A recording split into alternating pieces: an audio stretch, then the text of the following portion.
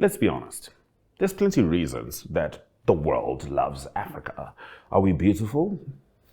Absolutely. Are we talented? Without a doubt. Are we creative, diverse, cultural? Are we the source of mathematics? Shout out Egypt. Yes, we are. But let's be really honest. It's not about our strikingly good looks, our physique, or prowess. It's about our natural resources. That is the real reason the world loves us. And the way they approach us when it comes to these natural resources often needs to be investigated. Because as it often turns out, we get a little less and they get a little more. And then they talk to us as if we're the ones who got rid of it. However, sometimes both sides are working in tandem for the same goal, positive or negative. And that's why on today's show, we have Augetto Graig, journalist, a man who knows all about mining, focusing specifically on mining in Namibia and Africa. So stay with Second Take as we talk about the money we should or shouldn't have.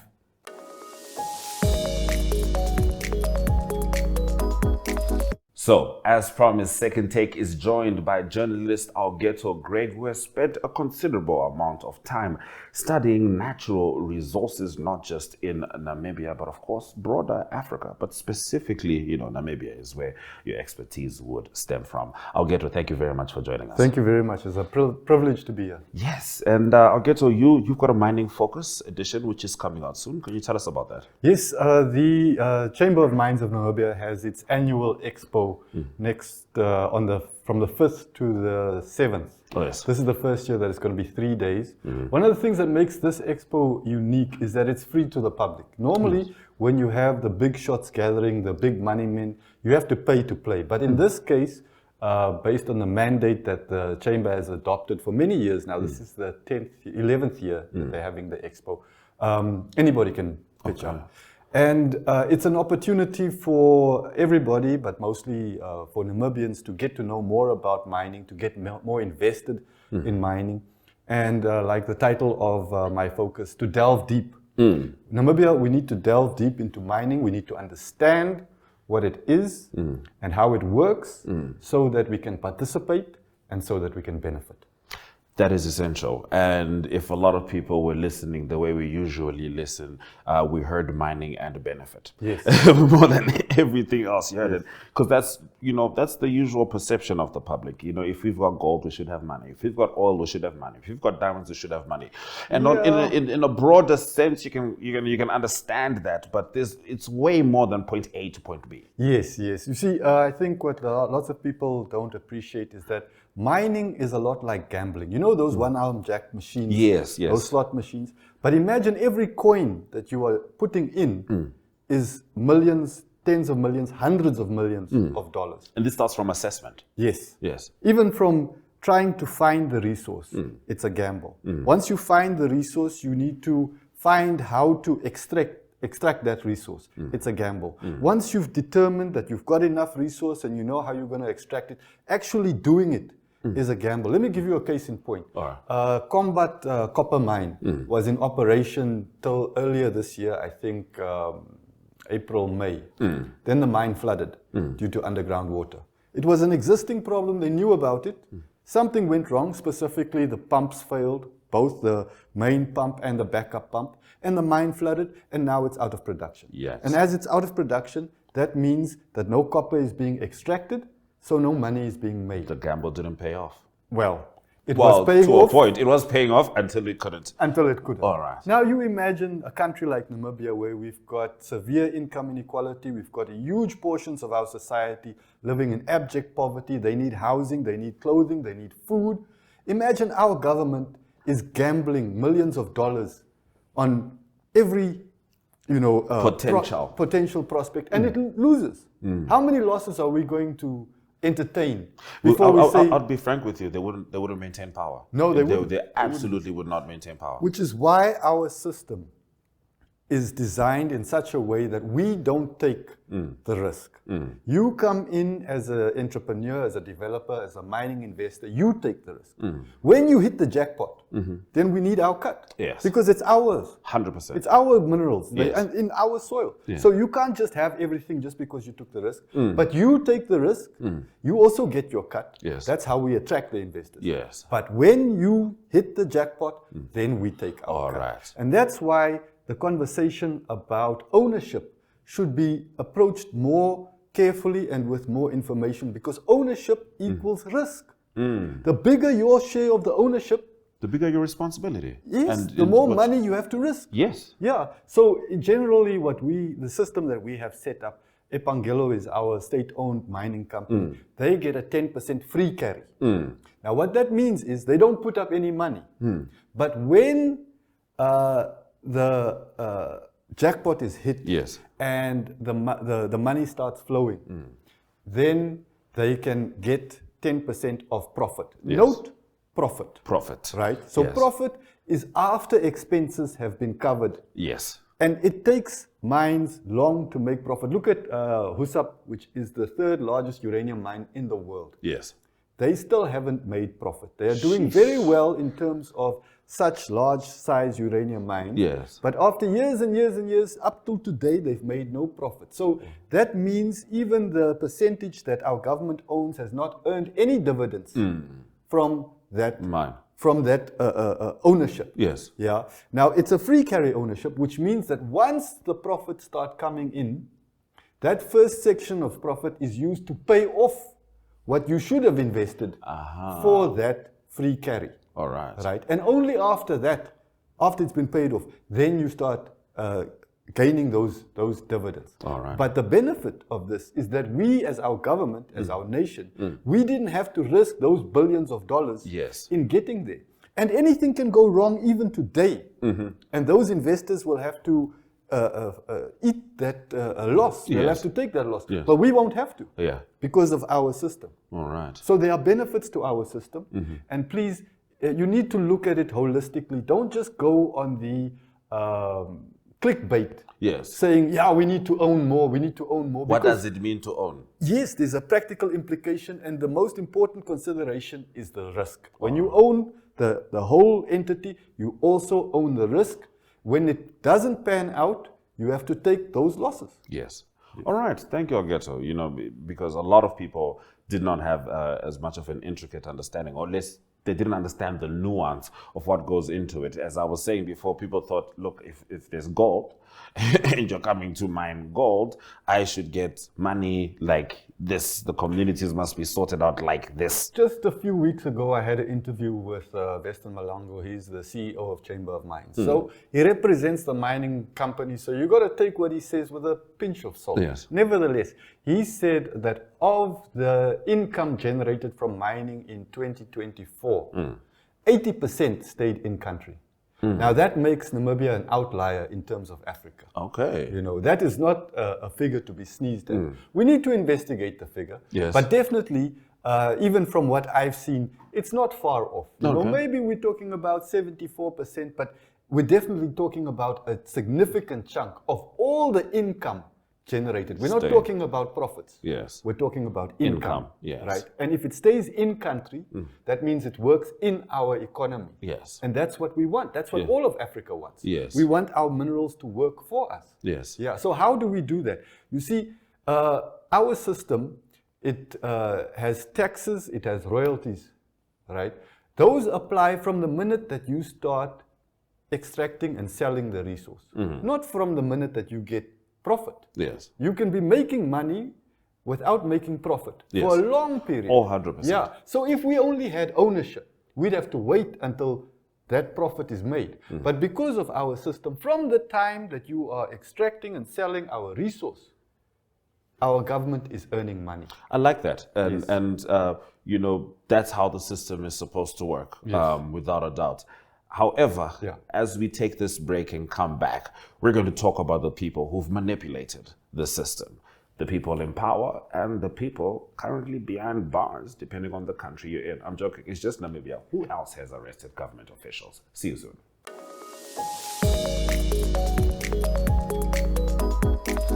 You are with Second Tech and I'm with Augetto Graig as we are talking about natural resources. We just broke down how the process of mining, income and profit actually works in Namibia. But now we're going to talk in a broader sense about how certain people in certain countries can exploit these natural resources for personal gain. Now in Namibia, we've got couple of direct examples of how that happened.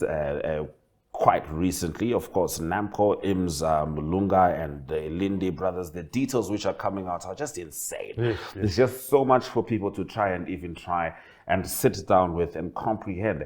And also particularly because, man, their salaries weren't so bad, Augetto. You know what I'm saying? Hundreds of thousands every month. Like we work we make an honest living as media professionals and journalists, and that is fantastic. But you look at the money that these guys were just getting for, an honest, quote unquote, day's work. Yes. Why were they so drawn? You know what I mean? To entering these systems allegedly. Guys come out of prison, now you're getting sued on Second Tech. But the greed. I think it's greed, but I think it's also the feeling that you know more than most. You see the picture that others don't see. You see, now that takes me back to Saki Shangala, when he was giving his infamous speeches, making everyone feel like they were not working hard enough. Yes. And if you look at a lot of the times that these guys were speaking, they told on themselves. And it tends to happen when you're living in a space of unmitigated ego. Yes. A lot of them tend to tell on themselves, and then you look back. Imms Mulunga told on themselves in the most obvious way. His number plate said oil. So it oil said one. Oil one. Yes. And now, look, if I work in media and my number plate says TV, that's all good. Our current Minister of Health, Esperance Luvendau, is also a poet. And, one of her vehicles, her number plate was poetry. That's verified. But you know why she can do that? Because she owns her poetry. Yes. Imms does not own the oil that he works for. The only reason he had a job was because he was part of managing natural resources that do not belong to him. Yes. I don't know if you would have the answer, and I don't think anyone has the answers until these cases, go on and we get to look at every single available document. But how are these guys able to do it? How are they able to exploit these systems and loopholes for so long? Because I would argue the only reason that Imms Mulunga is facing any accountability is because of the current administration. That's not to say that the previous administration didn't put in any effort. I'm saying the results, what we're seeing right now, is a result of the current administrative change with regards to the ruling in Namibia. They are not playing. All right, they are making the calls, they're calling in accountability as they're supposed to do. And so one wonders how this man managed to thrive. And we mean thrive. And this is not one of those things which is ambiguous where you can be like, no, he was kind of making money, but he was wearing no. He was wearing that watch. He was drinking cognac, which costs over 15,000 Namibian dollars. He was, and look, I have no problem with how people decide to spend their own money. Yes. What you do with your money is fine. Country's money is different. I agree. I think the first thing that we need to realize is that the oil space is really a big money space. Let me give you an example. Right now, the Deep Sea Mira is a semi-submersible rig which is drilling offshore Namibia for Rhino Energies, Rhino Resources, rather. They're drilling an exploration well. To hire the Deep Sea Mira costs 100 million US per day. This current drilling, not campaign, they're drilling a single well. It's booked for 55 days. So that means just to drill the well is 55 times 100 million US. Oh my goodness. Right? And they've got another contract just after this. But I just wanted to give that example, give you the scale of the money involved. Now, the oil industry is divided into upstream, midstream, and downstream. Right? So the thing with NAMCOR being the National Namibian Oil Company, it's not just involved in the upstream, the drilling, the searching for oil, the production of oil. It's also involved with local petroleum products distribution within Namibia. In fact, it used to have the mandate to import half of the country's petroleum products. They lost that mandate a number of years ago. And for the last 5-10 years, the NAMCOR has been desperately trying to regain that mandate. And they had a strategy which was to prove to government that on their own, they can import enough product and sell the product locally on a scale which will justify government giving them back the mandate, which is why they went on this aggressive expansion of setting up NAMCOR petrol stations all over the country to achieve the volumes. Okay. But that whole plan was based on volumes, which required for them to have, I think it was 26 petrol stations within a 2-year period. That 2-year period lapsed already the beginning of 2024. And last month, when they opened their most recent petrol station at the coast, that was number 19. So they have not achieved the scale mandate, that they needed for their plan to work. But in the meantime, they also discovered that it's a very intricate business, importing and retailing petroleum products within Namibia, because our petroleum product market is regulated and the price at which you sell is set month by month by the Ministry of Mines and Energy, now Industries, Mines and Energy, based on various considerations that the ministry makes, but it's set month by month. So they ran into big problems when they bought a consignment of oil, of petroleum products, and then the ministry set the resale price for the products during that month at less than what NAMCOR had bought it for. That's why you need skilled and committed practitioners who do the work day in and day out to ensure that when you secure the contract, when you agree to buy, you know, or you are certain that you will be able to sell at a profit. Yes. Yeah. And it has been admitted, it was reported, even Imms said so personally, I think it was last year during an interview, that their checks and balances internal were not up to scratch. They were not doing the work. I mean, they wouldn't be, right? Well, what I'm just saying, like Imms saying that is like, I mean, aren't you part of the reason? He's the one who's supposed to sign off at the end of the day. But he was now putting the blame on his employees and co-workers and his internal system. Yes. Even if we look at the deal that he's forced through with Angola. Angola, if I'm not mistaken. That's right, that's right. His board was not convinced, which is why they didn't sign off on the deal. They didn't give him the mandate to go and sign. He pushed through because the opportunity to make the deal was limited. But surely, if you know what you're talking about, you'll be able to bring the evidence to convince your board. That's your job. That's your job. That's your job. Yes. And if you haven't done the job, then you shouldn't go ahead with the deal, because then there are questions that haven't been answered. And part of those questions are, did you talk to someone before making that deal, before coming to the board and telling them that this deal was made? Did you go and say "comestage" to somebody, and someone said to bang, and in between there was a bit of quid pro quo, so to speak? And that's the situation that we found ourselves in. But at the same time, on a broader scale, it's hard to feel like there's unity with regards to safeguarding natural resources for Africa. I'll give you a couple of examples. If you go to DRC, currently President Tshisekedi is trying to negotiate a deal with the United States where he can get military assistance as he tries to fend off the M23 rebels in exchange for mineral deals. In exchange for minerals. For context, the Democratic Republic's minerals are estimated around 23 trillion. So, and if you have paid any attention to subjects of this matter, you would know that there isn't a single nation on planet Earth which has more natural resources than the Democratic Republic of Congo. No, really, that's the treasure chest. That's the treasure chest. But because they haven't been able to turn that into progress for Congo, at least not the progress that they're supposed to be at, you find now we have a president who's willing to negotiate something that they've never been able to fully, gain from as a nation. And then you look at Gabon when Obiang comes into power. Obiang came into power through a military coup. And Obiang, during the military coup, the narratives were why are you doing a military coup? Right? He was displacing Ali Bongo, who was part of a dynasty. His father was also president, and fair and fine. And so we understand that. We also understand how Mnangagwa was displacing Mugabe because he was also trying to build legacy politics. But the big problem with this is that the moment these people became president, it means that no one would accept in their own country. I can ask you right now, Namibian government official, would you be willing to accept a coup in your country? No, right? Unequivocally. But the moment they become president, it gets rubber stamped. Yes. The African Union is taking pictures.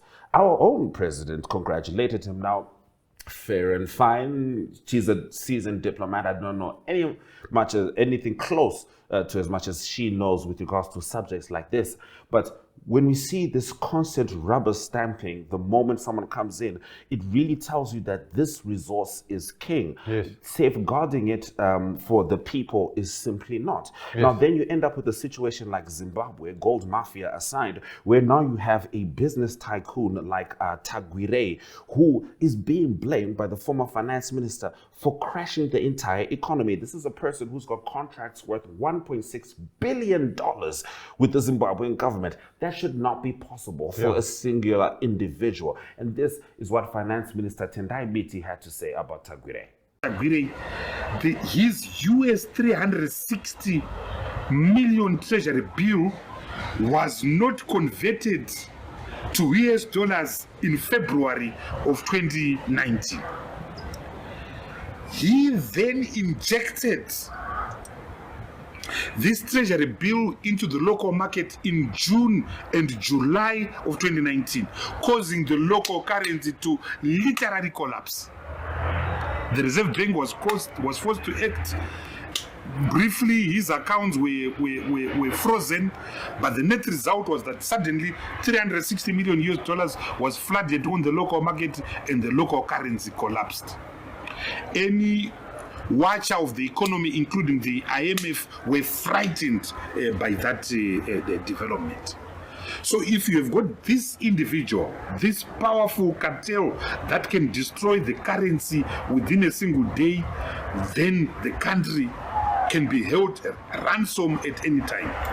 Which is why it is crazy to think that this criminal actually has ambitions to be the next president of the Republic of Zimbabwe. It can't happen and shouldn't be allowed to happen. I feel pity for ZANU-PF. ZANU-PF is being reduced to a commodity that can be bought by a few trinkets, a few motor vehicles, a few GD6s. What kind of a country have we become? Ebed Rushe Tepo is standing in his grave. Joshua Nkabukongomo is standing in his grave. Dumiso Dabengwa is standing in his grave. The thousands of liberators that died in Chimoyo, Nyazonya are standing in their graves. For if they knew that the country and their political party was open to the highest bidder, they wouldn't have gone to war. So it's a shame. Shame on ZANU-PF. Shame on ZANU-PF. Shame on everyone in ZANU-PF that you allow yourself to be reduced to a commodity with use value and exchange value. Which brings me to the attempts to amend the constitution. You cannot amend the constitution to remove two limits without two referendums. One to actually deal with the term limits that are provided for in terms of Section 328. And the second referendum to make sure that when the amendments are made, they benefit you. So ZANU-PF can't make these amendments without these two referendums. Fortunately, the majority of people in ZANU-PF, as a matter of fact, are opposed to this amendment. Fortunately, 99% of Zimbabweans are opposed to this amendment. We will fight this. We will defend the constitution. So that's an example of what it looks like when a situation like this is not mitigated. Now you've got tycoons, and who knows what kind of calls they can make when it comes to, to governance, day-to-day governance. So far, someone like Tagwirei is being rejected by ZANU-PF's top brass. Yeah. I am surprised, and I'm sure you are too, ZANU-PF. I've seen you rubber stamp, much less cough. But that's what ends up in this situation. The rubber stamping starts from presidents like Ngwema, and it comes all the way down to business tycoons. And do we have a chance, Augetto? That's the question I'm asking. I think what we see the weakness, the failure in those examples is that laws get changed. I think that the reason why mining in Namibia has been the backbone of our economy and even remains the backbone, even though our biggest source of income, diamonds, is really under huge strain and is not delivering right now.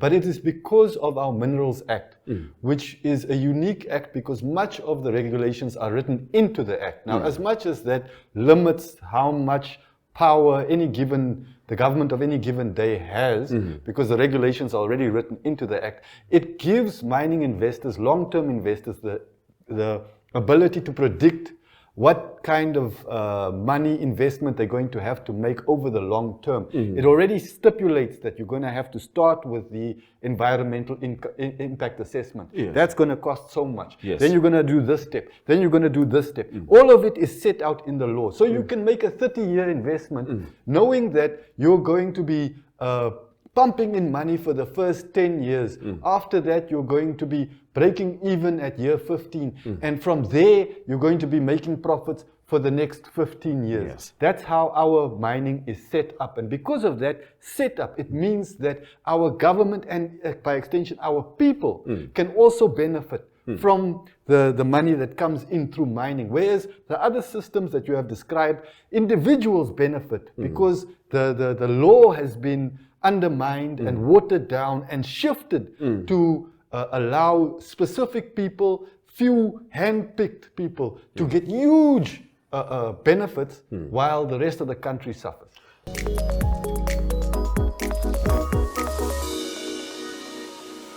I used to play basketball, Augetto. I was all right at it. I was all right. Not one of my prime sports, but I was okay.